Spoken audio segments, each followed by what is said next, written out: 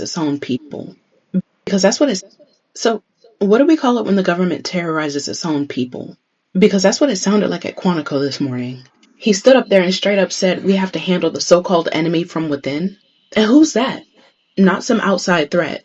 He's talking about us protesters, journalists, teachers, anybody who doesn't agree. Imagine being a citizen of this country and hearing the president call you an enemy. And then he doubled down and said, we're going to use American cities as training grounds for our military. Like, excuse me. My neighborhood isn't a practice zone. My street is not a war game. That's not defense, y'all. That is intimidation. And here's the part that kind of stuck with me. If you don't like what I'm saying, you can leave the room. But there goes your rank and there goes your future. He's giving mob boss. He doesn't want loyalty to the country. He wants loyalty to himself. And then there's that wild line that he said. There are 2 N-words and you can't use either of them. He threw nuclear war and racial slurs in the same sentence like it was supposed to be some sort of joke. That shit's not funny. It's dangerous and it tells you exactly what he values, which is nothing. But here's the scariest part. He's not hiding. He's saying it all on camera. Flags behind him, soldiers in uniform, people clapping under duress, maybe? None of this is normal. So yeah, what do we call it when the government terrorizes its own people? Because the legal definition of domestic terrorism is intimidation or violence used to push a political agenda. So tell me why this doesn't fit. But we have breaking news right now. Donald Trump is declaring war on American cities in a speech to top generals at the Pentagon. He said that the real enemy is the enemy from within. He said San Francisco and Chicago, New York, Los Angeles will straighten them out one by one. It will be a major part for some of the people in this room. It's a war too. It's a war from within. Donald Trump went on to say that he told Secretary of Defense Pete Hegseth that the United States should use cities as training grounds for our military, National Guard, but also the military, because we're going into Chicago very soon. He went on to say that that's a big city with an incompetent governor, a stupid governor. Donald Trump is openly declaring war on American cities. And this is a very serious situation, and it's happening right now in a room to the top generals in the United States military. Spread the word because more people need to know. Full update on my Substack shortly, link in bio. Subscribe for free. Follow along for more. We have break. Shalom. First and foremost, I want to give all praise, all honor, and all glory unto Yahweh, Bahashem, Yahweh Shai, Bahashem, Rachak Kodash. Double honor to the apostles, the elders of Great Millstone who taught me this truth, and peace and blessings and safety unto the Lord's elect, scattered throughout the four corners of the planet Earth. Christianish word in humility and sincerity as commanded by Yahweh, Bahashem, Yahweh Shai. And, I really want to touch on mainly this video by this so-called black woman, okay? Because as you heard, Donald Trump is declaring war on U.S. citizens. This is why we call him the cruel Lord in Isaiah, the 19th chapter. The scriptures say that the devil shall come down with great wrath because he knoweth that he have but a short time. Revelation, the 12th chapter is where that's written. And the thing about this video by this so-called black woman is you Israelites, you still don't get it, man. You still don't understand what's about to happen. You still think this shit is child's play. You still think this shit is politics. You still think that this man is just a political opposition. You don't understand that he's your God-given enemy and he's about to roll on you Israelites, man. That's the target. The target is not protesters and journalists and teachers who are against his ideals. No. That's smoke and mirrors. The target is you so-called Negroes, Latinos, and Native Americans, the Israelites. And it's people like her who are fully invested. You could tell by the way she's speaking that she's fully invested in the system and she believes in, well, she even said protesting. She believes in the power of protest and the power of press and free speech and all this other BS that the so-called white man told you that he promised you. But you don't understand and you haven't seen this man's history and his track record, how he constantly changes the goalposts, how he makes rules and breaks his own rules. You don't get it yet after all of this time? You see? And this is why the Lord said, who is blind as my servant Jacob? Let me get that. Let me start off with that, man. because this is crazy, man. And I'm gonna play the video one more time, and I'm gonna stop it and make a few points, Lord willing, to go along with these precepts and these scriptures. This is Isaiah 42, verse 19. Who is blind but my servant, or deaf as my messenger that I sent? Who is blind as he that is perfect, and blind as the Lord's servant? You Israelites, mainly you got false prophets out there that are blind, but our nation as a whole, man, you're supposed to be the Lord's servant, but you're blind people. You're a blind people, okay? Our people are blind, and that's why we're out there to open the eyes of the blind through the spirit and power of Yahweh by Shemel Shah that they may see. But individuals like this, they're going to be blind until the missiles come, because the devil is about to come down with great wrath, and you still think, like I said, that this shit is politics. You don't get it. Revelation 12, verse 12. Therefore rejoice, ye heavens, and ye that dwell in them. Woe to the inhabitants of the earth and of the sea, for the devil is come down. This man is the devil, man. This man is the devil, man. The Greek word is diablos, which means opposer or exalted himself above the knowledge of God. I mean, Shlach. Diablo. Nah, I ain't got no cash. Nah, I'm good, man. Fuck, you see me doing something. So made me lose my train of thought. The word devil is diablos in Greek, which means opposing the will of God, and is said to play the part of him on earth. So because like I said, this dude just threw my train of thought off.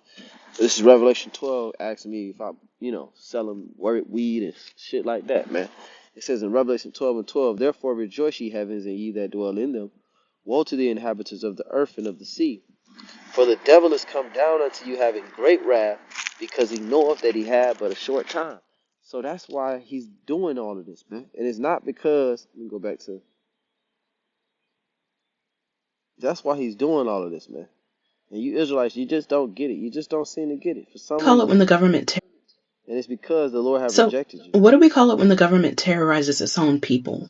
Because Well, we call it the devil coming down with great wrath, because he knoweth that he had but a short time. Second Ezra, the 15th chapter, is right at the door.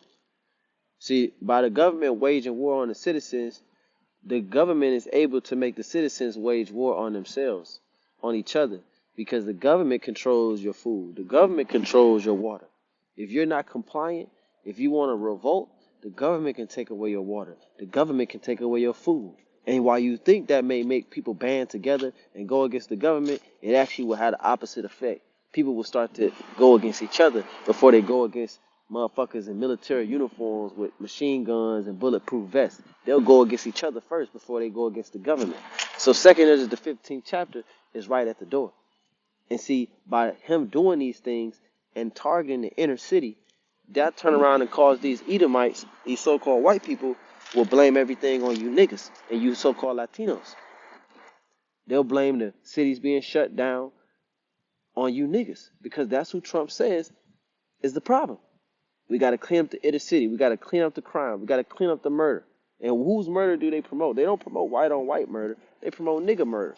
They promote Hispanic on Hispanic murder. So Second Ezra, the 15th chapter, is right at the door. that's what it sounded like at Quantico this morning. He stood up there and straight up said, we have to handle the so-called enemy from within. So who do you think he's talking about, man? You're the enemy, and you still don't get that. And who's that? Not some outside threat. He's talking about us. Protesters, journalists, teachers. Protesters, journalists, teachers. You Israelites, man, you do anything but call the white man out on his shit, man. You do anything but stand boldly as a lion like the men of the Lord do. And let him know that we know that he know that we enemies. You know? You refuse to just to call a spade, man. Talking about the protesters. I almost spit my water out when I heard this shit, man. You know? You refuse to acknowledge that this man is your enemy, man. So we don't really care what happens to you Israelites, because you trusted in this man, you trusted in his system, you thought it was all politics, and you ain't understand this shit was divine. Anybody who doesn't agree Imagine being a citizen of this. Now, to a degree, of course, she's correct because you have to agree with the beast system to an extent, but she agrees with the system and she doesn't even realize it. The uh she's playing into the two uh horns as a lamb, but speaking as a dragon. She's playing into the side of one of the horns. The two horns of the lamb is talking about the two opposing parties, the Democrats and the Republicans. So as long as you believe in that, then you're a part of the beast system. And you're going to fully comply, even though you may think you're rebelling and protesting, you're actually playing into their hand. And this is how deep the uh the uh the strategizing of the so-called white man goes. They said that his heart is deep in Psalms the 64th chapter. So he knows how to reel you in, and yet think that you're still, playing on the outside or playing by some other rules. No, you're playing by his rules, man. Country and hearing the president call from within. And who's that? Not some outside threat. You Israelites, that's who. That's who. You're the enemy from within. The brothers on the highways and byways, we're the enemy from within. Ain't got nothing to do with no protesters, man. That's all smoke and mirrors, man. He's talking about us. Protesters, journalists, teachers. Anybody who doesn't agree. Imagine being a citizen of this country and hearing. But she's gonna take the chip though. So you could say you don't agree, but you're gonna take the chip, man. That's the thing about you Israelites. You all talk, you all bark and no bite. The president call you an enemy. And then he doubled down and said we're going to use American cities as training grounds for our military. Like, Training grounds for the military. So what do you do in war? He changed the Department of Defense to the Department of War. Okay? Now why are they gonna use the inner city as training grounds? Because eventually they're gonna fight in places that look like inner cities. They know how bad it's about to get when they withhold food from you, when they withhold drink from you. They know how bad it's going to get, and they're preparing now. They're preparing now. And really, now's the time when they're about to execute their plan. So all the laughing, all the joking, all the scoffing, you guys are pushing hate and this and that. What you got to say now? What you got to say now that the so-called white man is showing his true colors? Are we still pushing hate out there on the highways and byways, or are we telling the truth? excuse me. My neighborhood isn't a practice zone. My street is not a war game. See, you proud as Israelites, man. First of all, the neighborhood don't belong to you. The neighborhood is a so-called white man neighborhood, okay? And your neighborhood is a practice zone, and it is a war game because he just told you it was. Who do you think you are, man? You're still a slave. You're still a slave. You're still a slave who think that they free, and that's the worst kind of slave.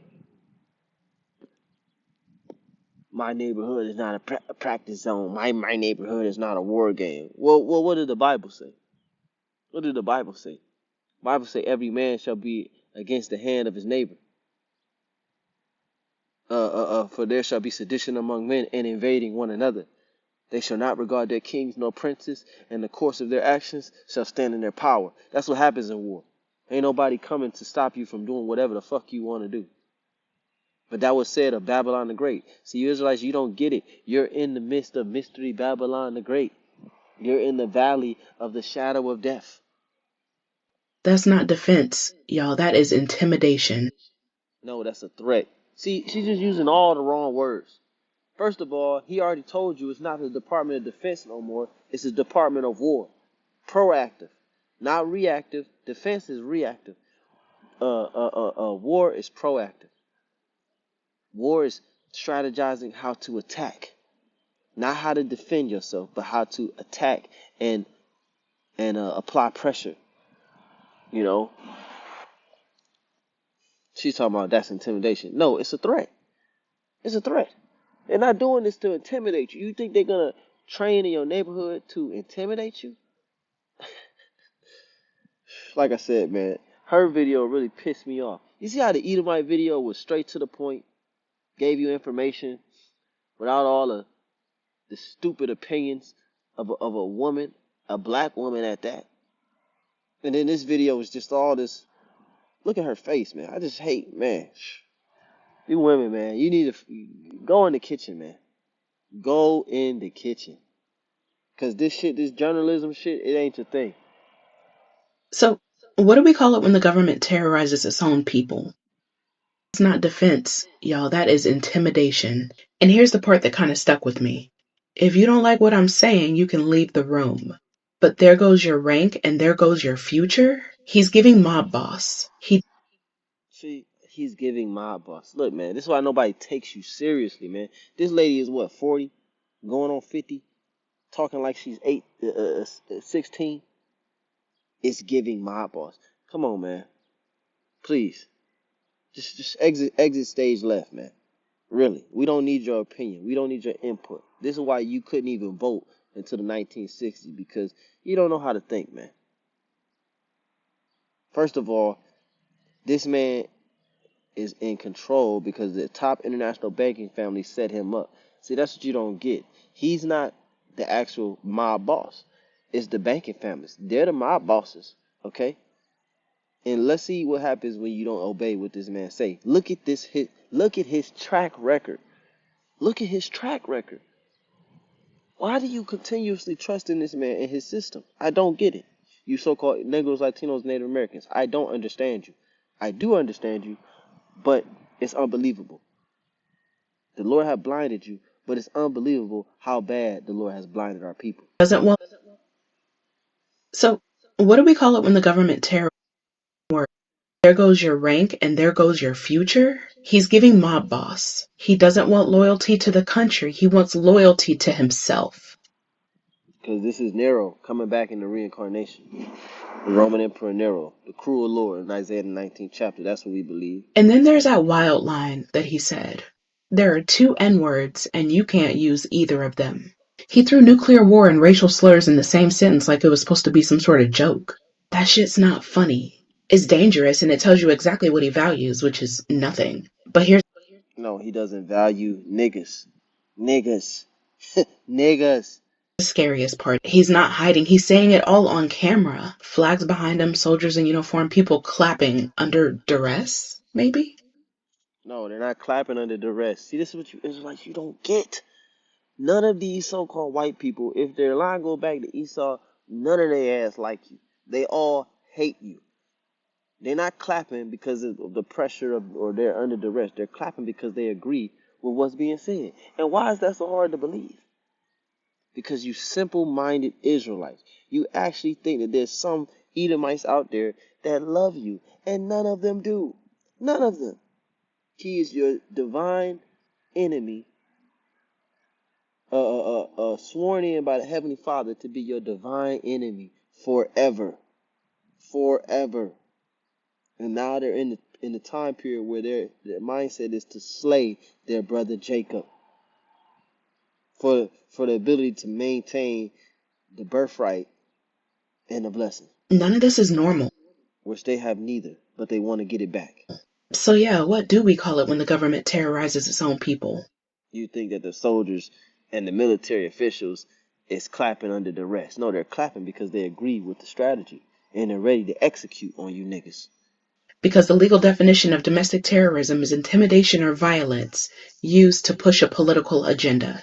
So tell You want to crack jokes and talk about it's giving this, it's giving that. We're going to see what it's giving when they kicking in your doors, man. Tired of you Israelites, man. You think you're so smart and you don't know shit, man. And then don't get the commenting on the Bible. It gets worse. The commentary and the breakdown that you people give is atrocious. The farthest thing from the truth. You live in a fantasy world where the so-called white man is a fair and just person who's just living in a rough part of his life right now. This is Ezekiel. Let me see. Let me get this real quick. Ezekiel 21:10. Son of man, verse 9. Son of man, prophesy and say, thus saith the Lord Yahweh, say, a sword is sharpened and is also furbished. It is sharpened to make a sore slaughter. That's what he's about to do. He's about to make a sore slaughter. He's about to do a whole lot of killing. You got this man was throwing immigrants, so-called Latinos, Israelites, out of planes, man, over the Atlantic Ocean, throwing niggas out of planes, man, never to be seen again. Children being separated from their parents, never to see their parents ever again. And you think this shit is a game because you black and you've been here a little bit longer and you got a social security number. You Israelites are sadly mistaken. And the best of the best is yet to come, meaning the worst is yet to come. It says in verse 10, it is sharpened to make a sword slaughter. He's doing his military training. That's him sharpening his sword. Okay? That's them sharpening their sword, sharpening their strategies, how they're about to come and attack, which areas they're going to hit the hardest. And he's doing this to make a sword slaughter. It is furbished that it may glitter. Him glittering his sword is him showing you the military training in these inner cities. He's showing it to you. And you still think it's a game. Should we then make mirth, cracking little jokes and shit, talking about it's giving this, it's giving that? You keep talking that shit, man. Like the nigga said, y'all come to Chicago, we got switches. Yeah, we gonna see, man. We gonna see what that little ass switch gonna do for you when the sniper is 2 football fields away, popping your ass off in the middle of the projects. We gonna see how that work out for you. It is sharpened to make a sword slaughter. It is furbished that it may glitter. Should we then make mirth? It contemneth the rod of my son as every tree. So the Lord, verse 11, he giveth it to be furbished, to be handled, that it may be handled. This sword is sharpened, and it is furbished to give it into the hand of the slayer. The Lord's not playing, man. He's giving this sword, which is military might, into the hand of the slayer, which is Esau Edom, man. And he has never shown you Israelites mercy throughout history. Okay? Even when he looks like he's giving you mercy, it's only for a period of time. And you got to know who your enemy is, man. Sirach chapter 12 and verse 10. Never trust thine enemy, for like as iron rusteth, so is his wickedness. Though he humble himself and go crouching, yet take good heed and beware of him. And thou shalt be unto him as if thou hast wiped a looking glass, and thou shalt know that his rust have not been altogether wiped away. So yeah, he may treat you good for a period of time, but that don't mean that his wickedness is wiped away. That don't mean he's no longer the wicked. Okay? He's just doing that. He's just humbling himself for a period of time so that he can get you where he wants you. Verse 12, set him not by thee, least when he have overthrown thee, he stand up in thy place. Yeah, ask the so-called Native Americans what happened when you trust the so-called white man. You think they ain't have a whole system and government set up on this land? Ask them what happened. He stand up in thy place, neither let him sit at thy right hand, lest he seek to take thy seat. And thou at the last remember my words and be pricked therewith. Who will pity a charmer that is bitten with a serpent, or any as come nigh a wild beast? So that one goeth to a sinner and is defiled with his sins, who will pity? For he will abide with thee, but if thou begin to fall, he will not tarry. Verse 16, an enemy speaketh sweetly with his lips, but in his heart he imagineth how to throw thee into a pit. This is what's happening. Yeah, he could talk that politics shit and Republican this and Democrat this and vote this and protest that. Look, man, he's not playing by them rules no more. He's desiring to throw you into a pit. Why you think they ordering plastic caskets, man? Hundreds of thousands of plastic caskets they've already ordered. Why do you think they did that? Who do you think they plan on dying? Who do you think that they perceive is gonna die soon? You think it's people that look like them? You gotta be a fool, man. Sirach 12 and 16, an enemy speaketh sweetly with his lips, but in his heart he imagineth how to throw thee into a pit. He will weep with his eyes, but if he find opportunity, he will not be satisfied with blood. This is what you Israelites do not seem to understand. You don't get it. So this is what's about to happen. Your neighborhood is about to turn into a war zone. And who's the main person that's going to be waging war against you? The friendly neighborhood white man that y'all always come up to the camp trying to defend. Esau Edom, who y'all always try to say salvation is open for. You about to see why salvation is not open for them. You about to see. Because the Lord's going to prove us right before it's all said and done. There's not even a hint that the Lord's going to prove y'all right. Y'all keep talking that love shit. The love of JC. You keep talking that shit. How the Lord is going to bring everybody together. That the love of Jesus is going to bring everyone together. Well, where is that at? Show me what that looks like. To pick a time period in history and show me when the love of Jesus brought you niggas on one accord with the so-called white man. And I'll wait. 2nd Ezra 15 verse 14. Woe to the world and them that dwell therein. You constantly hear the word woe. Woe to the world and to the inhabitants of the earth and of the sea. Woe to the world and them that dwell therein. That's what the Heavenly Father said is coming. Woe. Let's look up woe. Woe. A condition of deep suffering, misfortune. It's like it. A condition of deep suffering from misfortune, affliction, or grief. Ruinous trouble, calamity, affliction. That's what's coming to the earth. Calamity, affliction, ruinous trouble, deep suffering. And how is it going to be caused? By your government waging war on the citizens. Showing you how they really feel about you. Okay? The true colors coming out.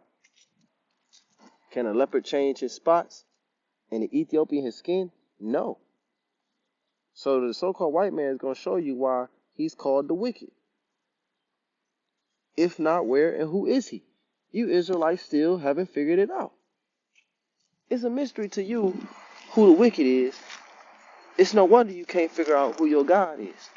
Because it's a mystery to you. You can't even see who's wicked in the earth. You can't even see who breaks the laws of the Most High the most in the earth, consistently in the earth. You can't even see that. Verse 15, for the sword in their destruction draweth nigh, and one people shall stand up to fight against another, and swords in their hands. Right. Military versus citizens. Citizens versus citizens. So-called white men versus so-called black people. This neighborhood versus that neighborhood. This street versus that street. This compound versus that compound. You Americans, y'all about to eat each other. The Lord said it, the Egyptian against the Egyptian. He said he will set the Egyptian against the Egyptian. And he mentioned the cruel Lord in that same chapter. So who's going to set the Egyptian against the Egyptian? That cruel Lord, man. Isaiah chapter 19, I'm going to go straight to the point, verse 2.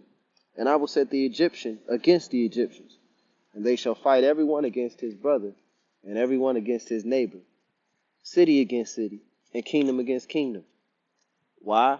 Because you Israelites, you believed in this system. You wanted to be an Egyptian more than the Israelite. Even though you are the Israelites, you wanted to identify as an American. Because Egypt represents the place where the Israelites were taken into slavery on ships. Deuteronomy 28:68, the Lord shall bring you into Egypt again with ships. This is why when you pull out the dollar bill, you see the pyramids on it. Because this place is Egypt for you Israelites. This is another Egypt where you're in slavery. Like a Hebrew slave. Yeah, you are a Hebrew slave. And I will set the Egyptian against the Egyptians. The Lord is doing it. The government deploying the military into American cities. And they shall fight everyone against his brother and everyone against his neighbor. City against city and kingdom against kingdom.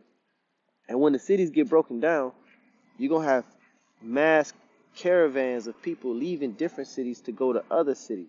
And when they get to the other city, they're not going to be able to get in. Or if they come, they're going to be met with violence.